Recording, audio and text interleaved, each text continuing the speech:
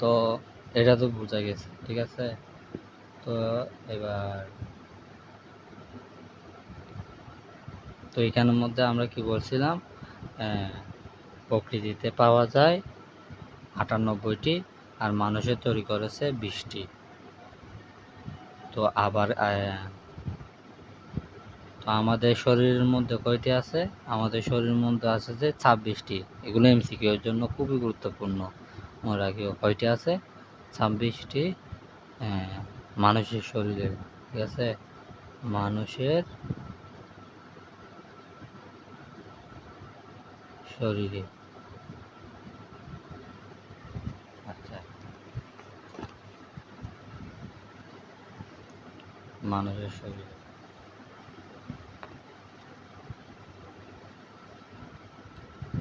তো যৌগিক পদার্থ কি বলছিলাম? যৌগিক পদার্থ হচ্ছে আমাদের কোনো অর্থাৎ এক বা একাধিক পরমাণু মিলে আমাদের যৌগিক পদার্থ তৈরি হয়, ঠিক আছে। আর একটি পরমাণু মিলে আমাদের মৌলিক পদার্থ তৈরি হয়। তো আমাদের যৌগিক পদার্থ শেষ, আমাদের মৌলিক পদার্থই বোঝা গেল। তো এবার আমরা আসি এই অণু আর পরমাণু কি। তো আমরা এক কথায় মনে রাখবো, আমাদের যে মৌলিক পদার্থ, এই মৌলিক পদার্থের ক্ষুদ্রতম কণাই হচ্ছে আমাদের পরমাণু, আর যৌগিক পদার্থের ক্ষুদ্রতম কণা হচ্ছে আমাদের অণু, ঠিক আছে। অর্থাৎ আমরা এটাকে অণু বলতে পারি। এটা হচ্ছে অণু আর এটা হচ্ছে আমাদের পরমাণু। পরমাণু কেন? কারণ এটা মৌলিক পদার্থের ক্ষুদ্রতম কণা, পরমাণু। আচ্ছা, ঠিক আছে। তাহলে অণু শেষ, আমাদের পরমাণু শেষ। আমরা কি কি পড়ছি? আমরা যৌগিক পদার্থ পড়ছি, মৌলিক পদার্থ পড়ছি, আর দেখো মৌলিক পদার্থ পড়ছি, যৌগিক পদার্থ পড়ছি। তারপর আমরা মানুষের শরীরে কয়টি আছে সেটা পড়ছি। তারপরে অণু কাকে বলে? অণু কাকে বলে? অণু হচ্ছে আমাদের যৌগিক পদার্থের ক্ষুদ্রতম কণাই হচ্ছে আমাদের অণু। আর পরমাণু হচ্ছে কি? মৌলিক পদার্থের ক্ষুদ্রতম কণাই হচ্ছে আমাদের পরমাণু। আচ্ছা, সেটা গেল।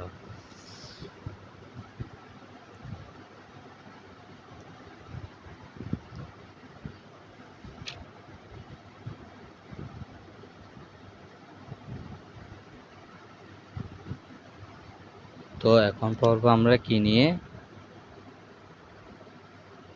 মৌলের প্রতীক নিয়ে। মৌলের প্রতীক, মৌলের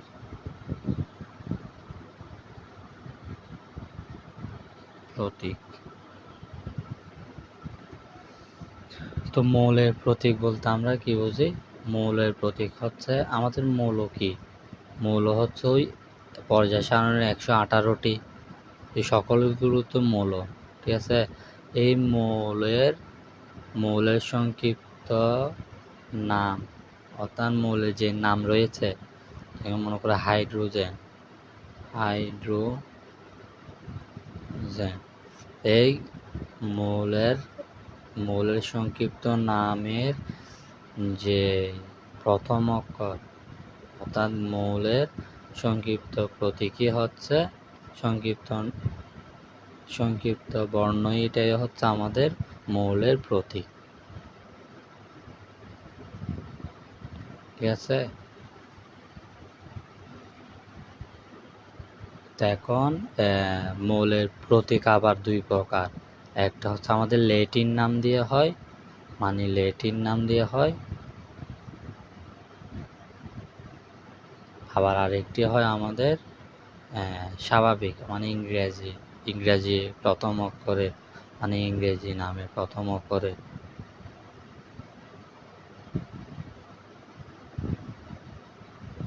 ল্যাটিন নাম দিয়ে হয় যে কিরকম, যেমন সোডিয়াম, যেমন মনে করো সোডিয়াম। তো সোডিয়ামকে আমরা কি বলি? সোডিয়ামকে আমরা বলি যে নেট্রিয়াম,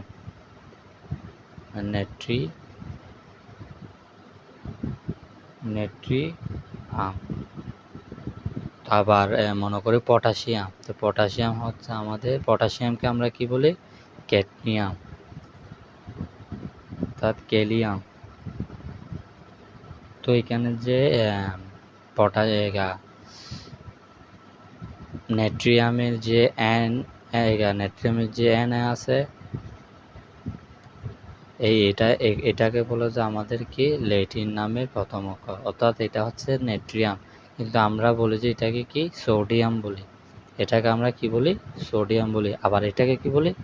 এটাকে বলি যে আমরা পটাশিয়াম, এটাকে বলি যে আমরা পটাশিয়াম। কিন্তু আমরা প্রকাশ করি কি দিয়ে? আমরা প্রকাশ করি কে দিয়ে? সেই জন্য আমরা ল্যাটিন নামের যেগুলো মানে কি যেগুলো ল্যাটিন নামের প্রতীক রয়েছে এগুলো একটু মনোযোগ দিয়ে পড়ে নিতে হবে, ঠিক আছে? তো আমাদের ল্যাটিন নামের সংক্ষিপ্ত প্রতীক এগুলো কী কী? যেমন মনে করো এই নেট্রিয়ামকে আমরা কি বলি? সোডিয়াম বলি, সোডিয়াম, ঠিক আছে? সোডিয়াম, তো সোডিয়ামকে আমরা কি প্রকাশ করি? Na। অথচ দেখো এখানের মধ্যে সোডিয়াম কোনো এটার সাথে মিল নেই, এটা ওদিকে নেট্রিয়ামের Na থেকে সোডিয়ামের Naটা আসছে, এখানের মধ্যে SO হবে না, SO কখনোই হবে না। আর এদিকে আর ক্যালিয়ামে আছে ল্যাটিন ভাষা থেকে, ঠিক আছে? তো ক্যালিয়ামকে আমরা কি বলি? আমরা বলি পটাশিয়াম,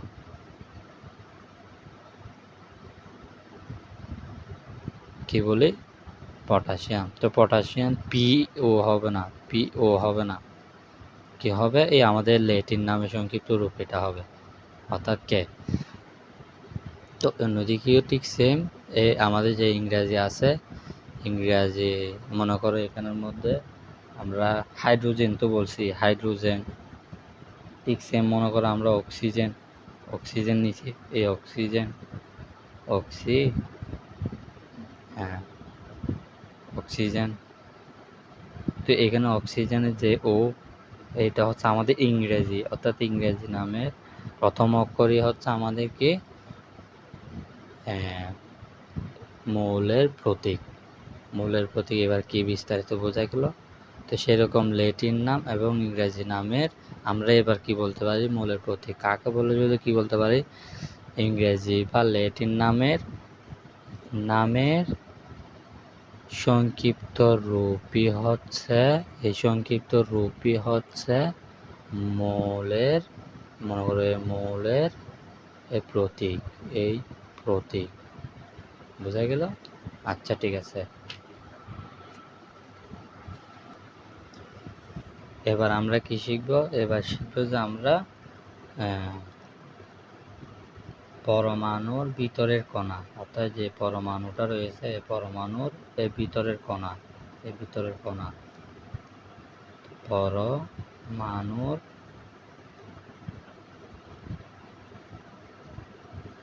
ভিতরের কণা, ঠিক আছে? পরমাণুর ভিতরের কণা। তো এই পরমাণু, তো মনে করে এটা একটা পরমাণু। তো পরমাণুর মধ্যে আমরা জানি নিউক্লিয়াস আছে, ঠিক আছে? এটা হচ্ছে নিউক্লিয়াস, ঠিক আছে? তো আমরা জানি কি নিউক্লিয়াসের ভিতর কি থাকে? নিউক্লিয়াসের ভিতর প্রোটন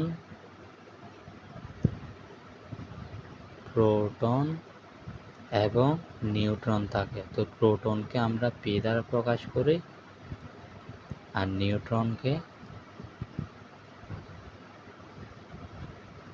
নিউট্রনকে আমরা N দ্বারা প্রকাশ করি, ঠিক আছে? তো আর এটা হচ্ছে কি আমাদের নিউক্লিয়াস, এটা কি নিউক্লিয়াস,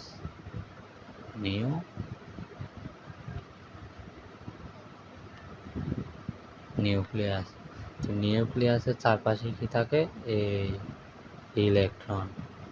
ইলেকট্রন।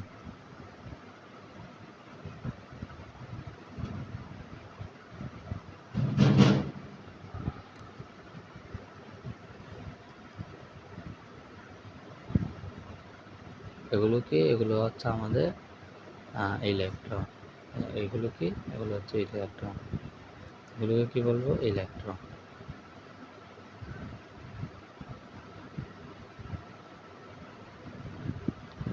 তো ইলেকট্রনকে কি দ্বারা প্রকাশ করে? মাইনাস দ্বারা। তো আরেকটা গুরুত্বপূর্ণ কথা মনে রাখিও, এই ইলেকট্রন হচ্ছে ওদের আদান আছে, ঠিক আছে? ইলেকট্রন আর প্রোটনের আদান আছে, সেই জন্য ইলেকট্রন আদান হচ্ছে মাইনাস। ইলেকট্রন আদান কি? মাইনাস। আর প্রোটনের আদান হচ্ছে প্লাস। অর্থাৎ এই প্লাস এবং মাইনাস দুজনকে আকর্ষণ করবে। অর্থাৎ এই যে নিউক্লিয়াস আছে, এই নিউক্লিয়াসের মধ্যে যে প্রোটন আছে, এই প্রোটন এই ইলেকট্রনকে এই নিউক্লিয়াসের উপরে আকর্ষণ করবে। তাই আমাদের এই নিউক্লিয়াসের মধ্যে ইলেকট্রন মানে কি অন্য কার মধ্যে যেতে পারে না, মানে ছোটাছুটি করে বের হয়ে যেতে পারে না, ওরা আকর্ষণের কারণে, ঠিক আছে? তো আমাদের এটা তো বোঝা গেল। তাহলে এবার আমরা আসি আমাদের যে প্রকৃত ভর আছে, অর্থাৎ এই প্রোটনের প্রকৃত ভর, তারপরে ইলেকট্রনের প্রকৃত ভর, এগুলো নিয়ে একটু দেখি।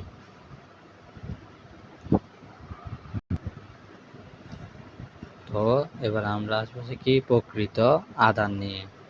তো প্রোটনের প্রকৃত আদান কত? প্রোটনের প্রকৃত আদান হচ্ছে প্রোটন যেমন প্লাস, এই জন্য আমাদের প্লাস, ঠিক আছে? তো প্লাস 1.60 ইন্টু 10⁻19 কুলম্ব, ঠিক আছে?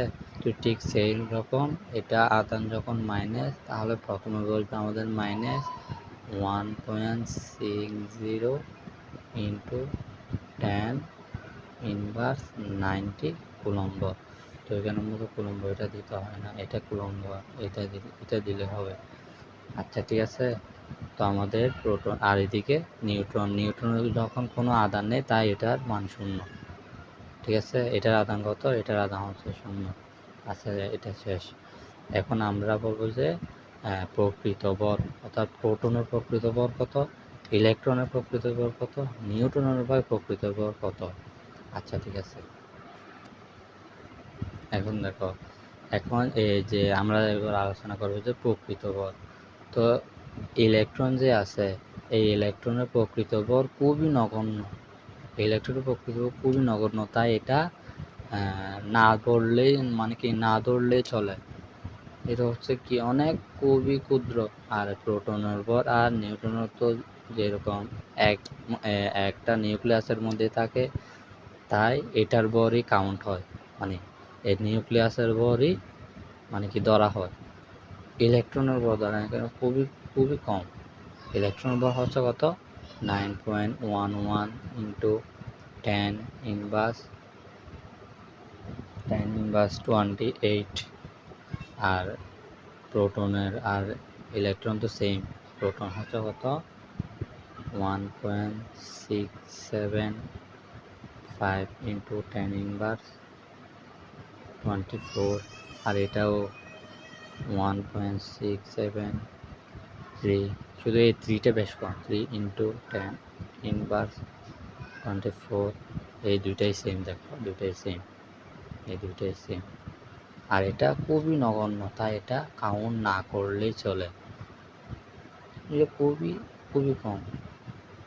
আচ্ছা, এবার আমরা গেল পুরো বিস্তারিত এই ক্লাসের মধ্যে আমরা শেষ করব, ঠিক আছে? এবার আলোচনা করব পারমাণবিক সংখ্যা নিয়ে, অর্থাৎ আণবিক সংখ্যা আর পারমাণবিক সংখ্যা।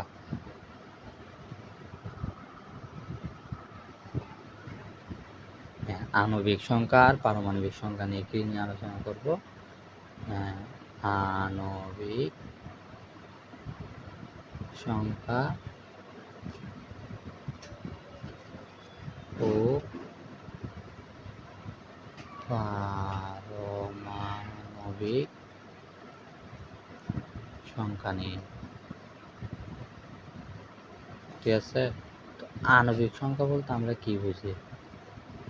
আণবিক সংখ্যা হচ্ছে আমাদের যে অণু আছে, অণু বা যৌগ বা যৌগ বা যৌগ, ঠিক আছে। এই অণু বা যৌগের সংখ্যাই হচ্ছে আমাদের আণবিক সংখ্যা। আর যদি আণবিক সংখ্যা না দিয়ে যদি ভর দিত,